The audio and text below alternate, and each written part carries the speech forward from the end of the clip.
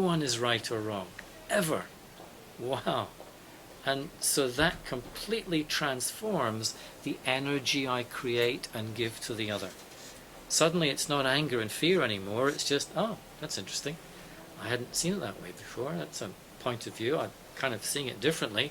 Okay, see you later, bye. And suddenly my energy is free of dis-ease.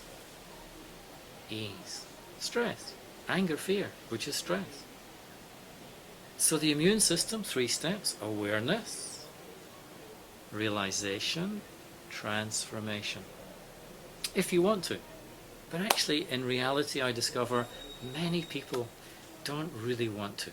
They're actually quite happy being unhappy. Do you know someone who's quite happy being unhappy? It's like, that's like been for so long, and it's like they're quite comfortable being uncomfortable. And if they're not unhappy and uncomfortable, they go looking for someone, press my button, make my day. You know that person? They just want you to react so they can react and they can react, and then I'm back in my comfortable, uncomfortable mindset. And actually, that's how most people live most of their life, because the deeper belief is a little voice inside that says, there's nothing I can do, this is the way life is, okay, I might as well just not do anything. And so the immune system of the soul, of consciousness, of the self, same thing, the energy of me lies dormant. It's not activated. And that's what has to happen. If I want to be free of stress, dis-ease, I have to activate it every day. Unlike the physical system, which is working all the time.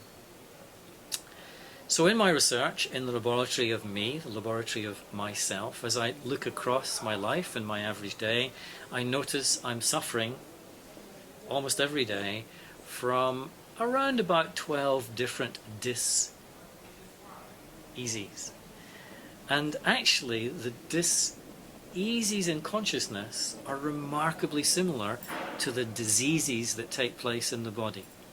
In other words, we get addicted in our consciousness, just like our body does. We suffer from asthma. Asthma of consciousness is a little bit similar to the body, and it's dynamic. Quite separate, though. There is blindness. We become blind, not physically blind, but in our consciousness, we make ourselves blind. All caused by viral beliefs, toxic beliefs, which we're just not aware of. There is diabetes of consciousness. There is, what else is there?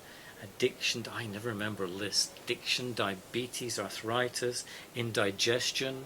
There is incontinence of consciousness. Do you all know what incontinence is? Have you ever had a conversation with an incontinent person? I don't mean a physical one. Actually, it's not a conversation. It's more a lecture and lots of stories. You know the cappuccino conversation? And they go, have you heard about, I've told you that, let me tell you again, you know about what happened, and then they said this and they did that, and I tell you what, that was awful, wasn't that terrible? You should have heard what so-and-so and said. Now, have I not told you? I did tell you that. I must tell you again. And of course, it's like there's a motorway from their mind to their mouth, and there's no traffic police whatsoever.